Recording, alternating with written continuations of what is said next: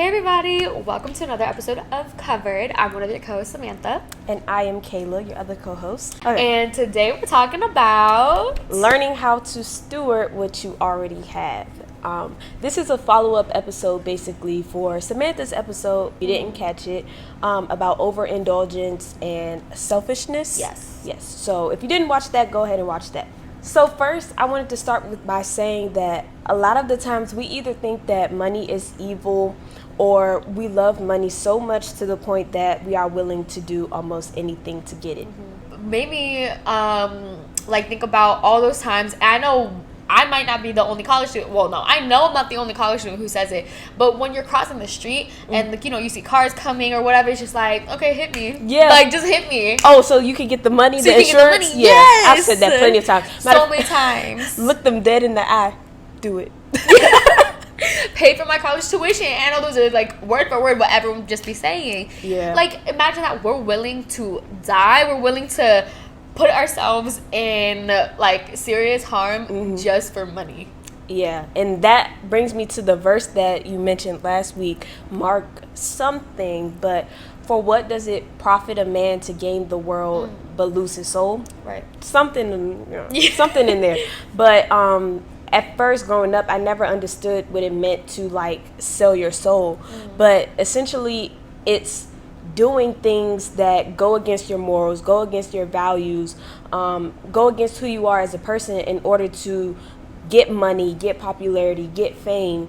And but you are idolizing money over God. You're making money your God. Yeah. And this was a problem for me too in my first business.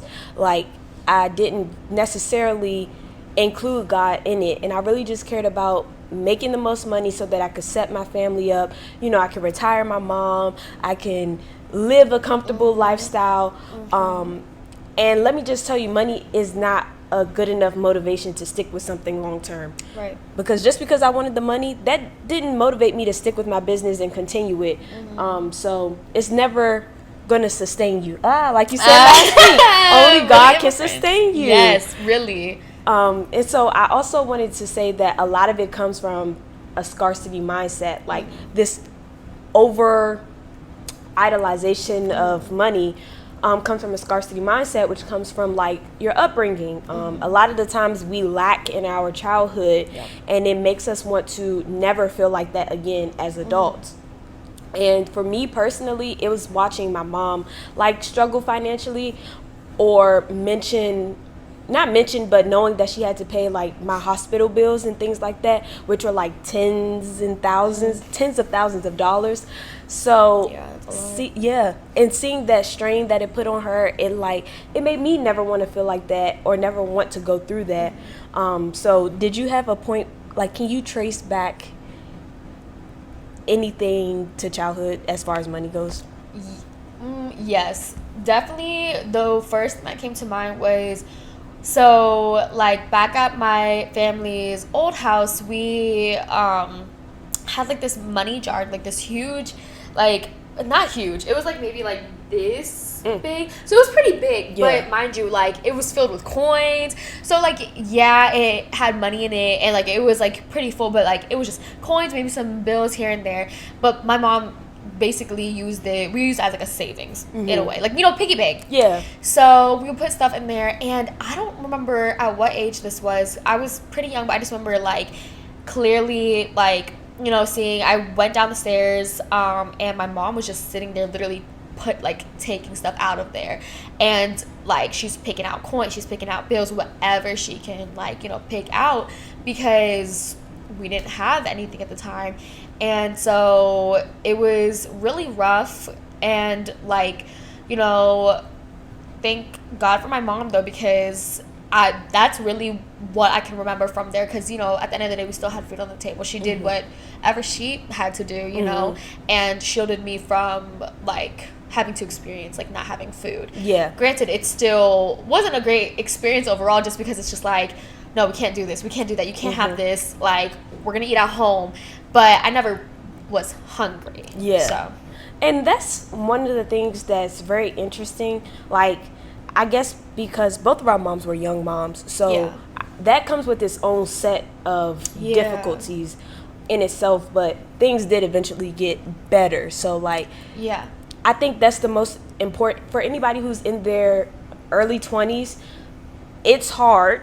It's very, like, once you turn 20, like, life gets hard all of a sudden. Mm-hmm. And for some people, it's younger. But for me, it was when I turned 21. Mm-hmm. And the older you get, the easier it gets. Like, you learn how to deal with those things. Mm-hmm. You get a job. You become a little bit more stable. So, like, anybody who's feeling discouraged because they're like, what the heck is going on? I believe it will get better. Yes. And it does get better.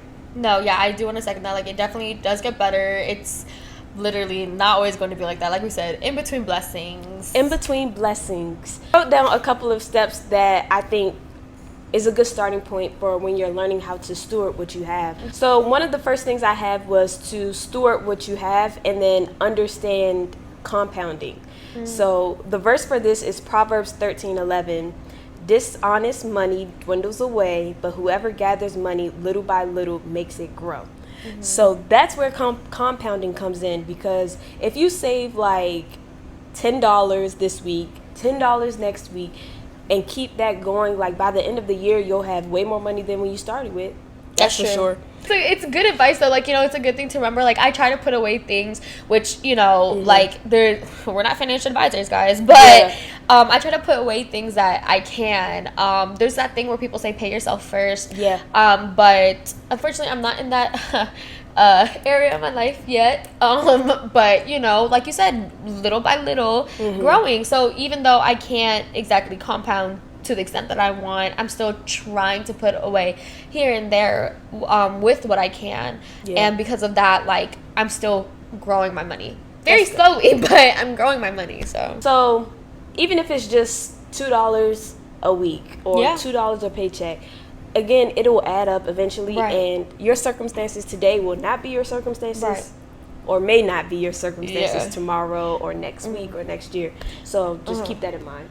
I wanted to also add a little thought to that too, because like you said, even if you're just doing with what you have, you're literally, what you're talking about, stewarding what you have though, because even if you don't have what you would like to, what you have right now is the best you can do, and that's okay. You know, so you're showing God and also disciplining yourself with, you know, doing the best that you can with what you have. And now once God can see that you can do that, he will amplify that and prosper it. Oh, that perfectly brings me into my next point, which is to pray and ask God to help you steward what you have and give you the resources or knowledge to multiply it. Right? You did go in. Right, perfect. Yeah. And also how you said pay yourself first. We also a lot of the times forget to pay God, because that first 10% is legally his, right? However, I'm not an idiot, and I know that everybody can't do a full 10%, which is why I included this verse from Mark 12:41-44, which says, Jesus sat down opposite the place where the offerings were put and watched the crowd putting their money into the temple treasury. Many rich people threw in large amounts, but a poor widow came and put in 2 very small copper coins worth only a few cents. Calling his disciples to him, Jesus said, "Truly I tell you, this poor widow has put more into the treasury than all the others. They all gave out of their wealth, but she, out of her poverty, put in everything, all she had to live on." And so I think this goes to show that, like, it's not necessarily the amount that pleases God, it's the heart behind it that pleases him. Like, you're willing to bet on him, you're willing to have faith in him and know that he will make a difference and he will give you he will change your circumstances. Like, you know, we give it to God first. He sees that we're doing what we can with what we have, giving it to him, offering it to him first, and because of that, he's going to multiply it. And the final thing I had was to budget and set goals. I know everybody says, oh, you need to budget, but nobody really shows you how. So we created some digital products for you guys to help guide you along the way. We have a paycheck planner. We have a full financial planner, which has space for your goals, for your paycheck planning, as well as like learning more about finances. Also, the most important part of budgeting and setting goals is it gives you time to count the cost. Luke 14:28 says, suppose one of you wants to build a tower. Won't you first sit down and estimate the cost to see if you have enough money to complete it? So I just think that moving forward to hit your financial goals, that it's important to count the cost, and you can't count the cost if you don't budget, and you can't budget if you don't pray and ask God to help you steward what you have, and you can't steward what you have if you don't understand compounding, and you can't understand compounding if you don't change your view of money. So, Period. That's good. Yeah, no, that was very, very true. if you don't take anything else away from this video, I really encourage you to just get a budget and set some goals and really like pray on those goals, and if you don't know where to start, ask God to reveal to you where you should start. But if you don't know where to start, again, we do have the planners, so check those out.